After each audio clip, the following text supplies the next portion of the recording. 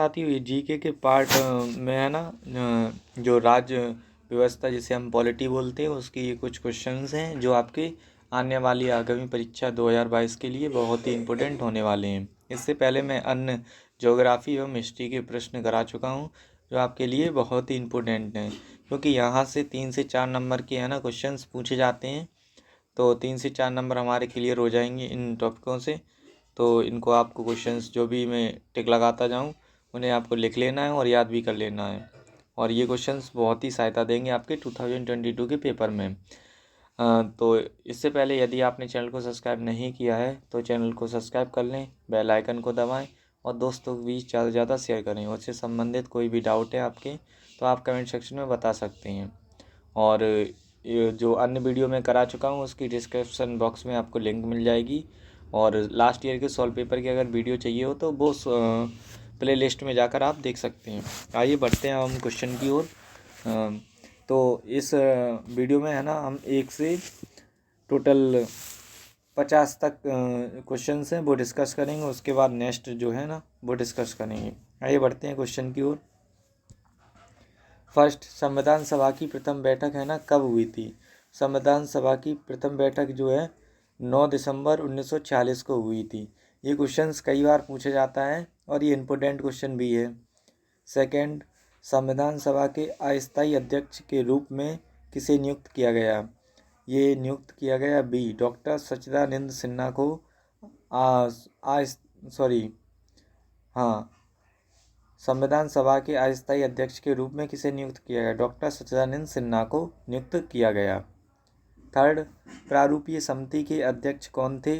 तो ये जो अध्यक्ष थे भीमराव अंबेडकर जी प्रारूपीय समिति के अध्यक्ष थे। ये इसका राइट ऑप्शन है डी।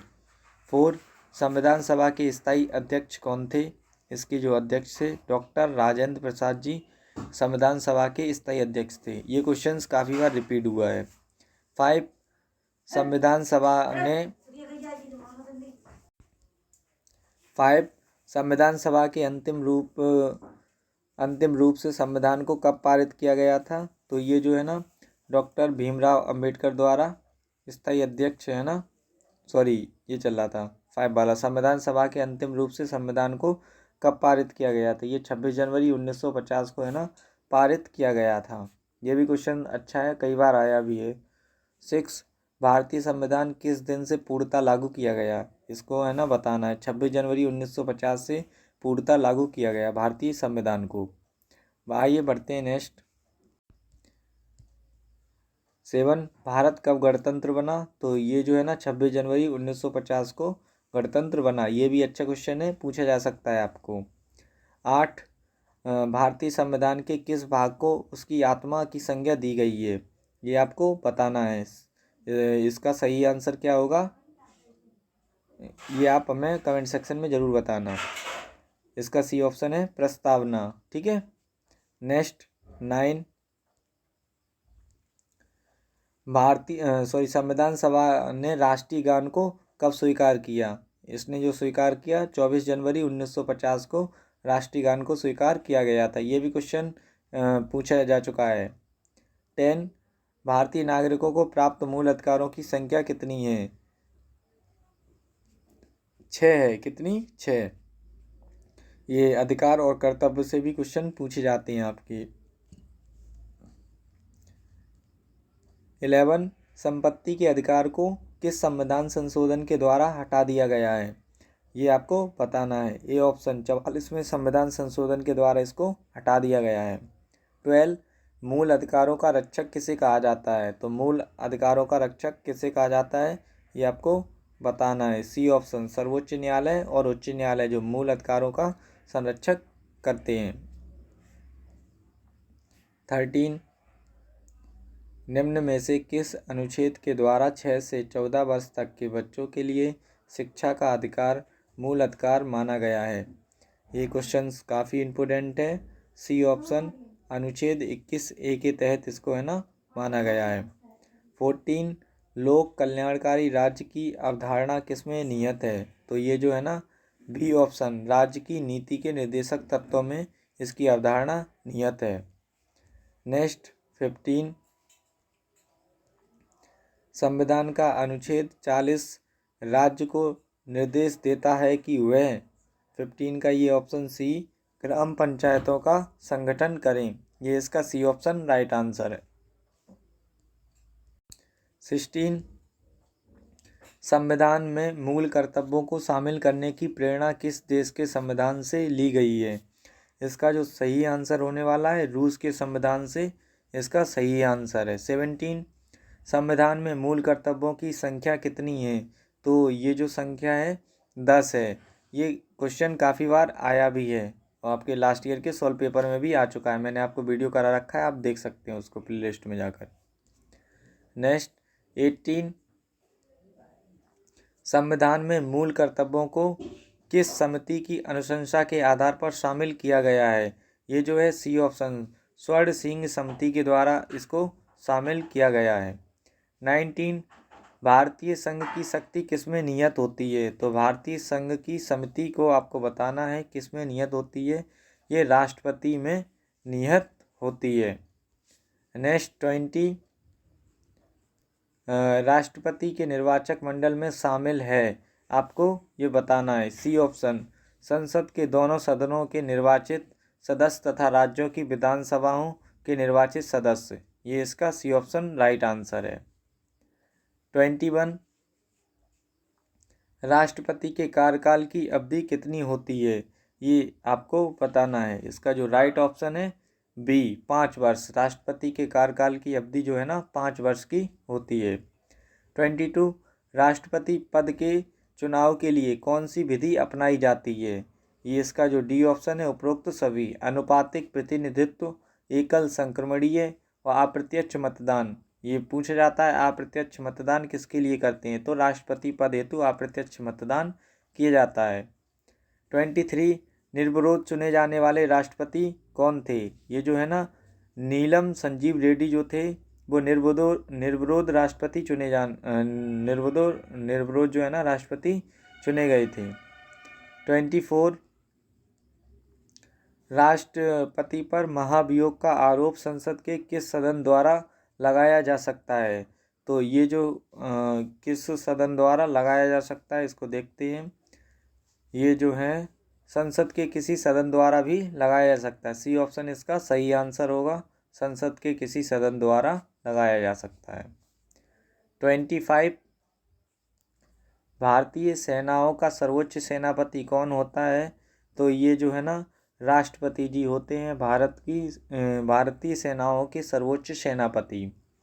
26 भारतीय संविधान के अनुसार संघ की कार्यपालिका शक्ति किसमें निहित होती है? तो ये जो है ना राष्ट्रपति में निहित होती है। भारतीय संविधान के अनुसार संघ की कार्यपालिका शक्ति किसमें निहित होती है? राष्ट्रपति में। नेक्स्ट 27 उपराष्ट्रपति के निर्वाचक मंडल में शामिल हैं, तो ये कौन शामिल हैं? सी राज्यसभा एवं लोकसभा के सदस्य। उपराष्ट्रपति के निर्वाचन मंडल में कौन कौन शामिल होता है? राज्यसभा एवं लोकसभा के सदस्य। 28 राष्ट्रपति राज्यसभा में कितने सदस्यों को मनोनीत कर सकता है? ये भी इम्पोर्टेंट क्वेश्चन है। 12 सदस्यों को ये ना मनोनीत कर सकता है। नेक्स्ट 29 भारतीय संसद के ऊपरी सदन को कहा जाता है।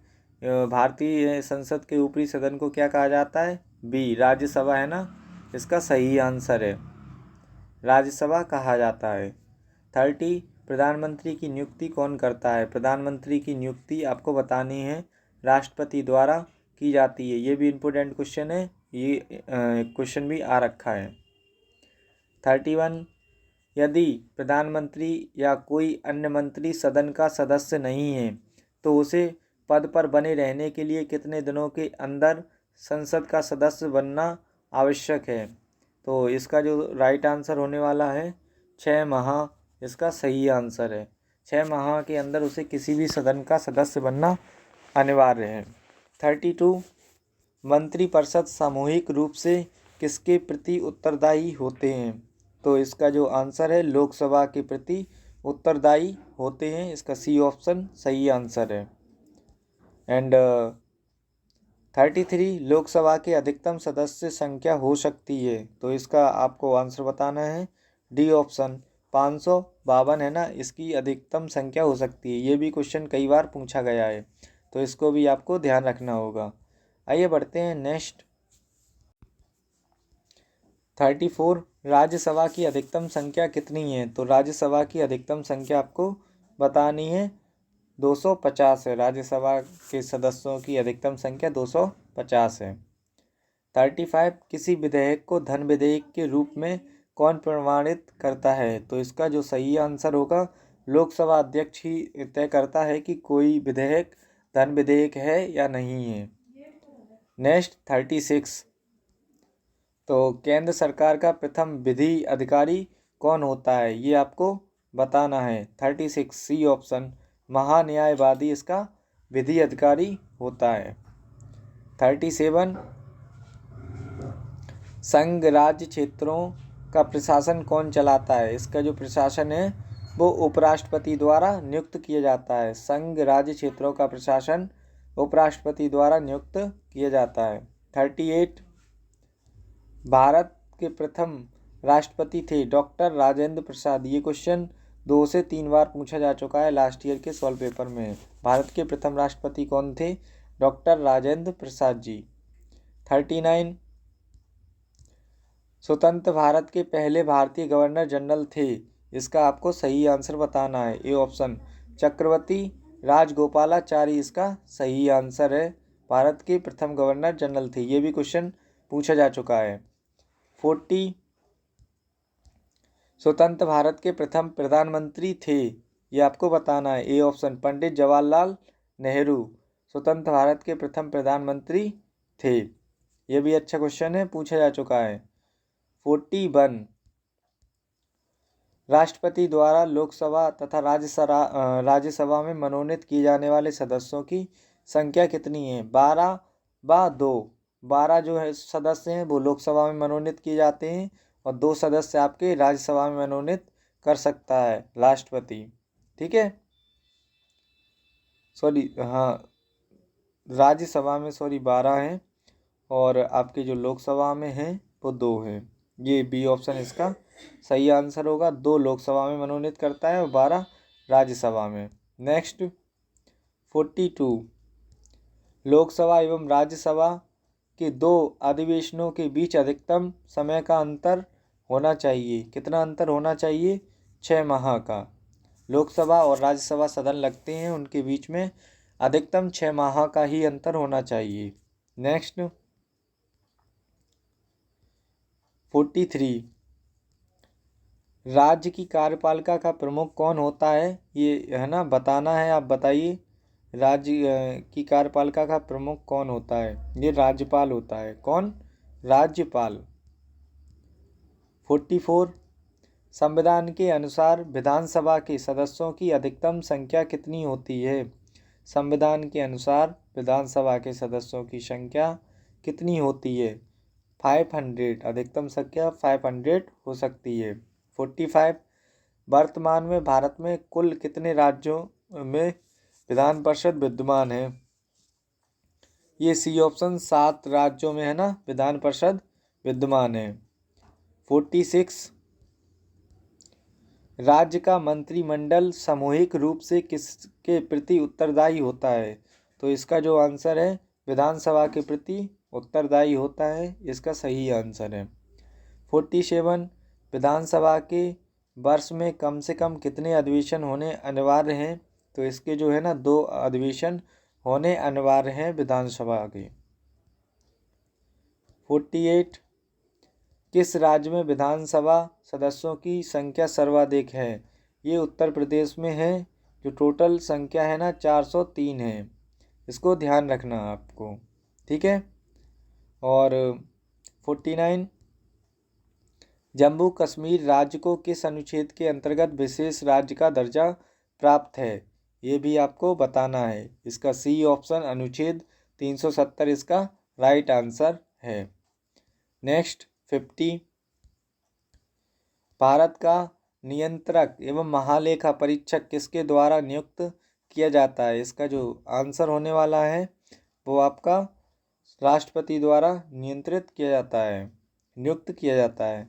यहाँ पर स्टॉप, इस वीडियो में हम इतनी ही बात करने वाले हैं 1 से 50 तक क्वेश्चन की, और इसके सारे आंसर मैंने आपको बता दिए हैं।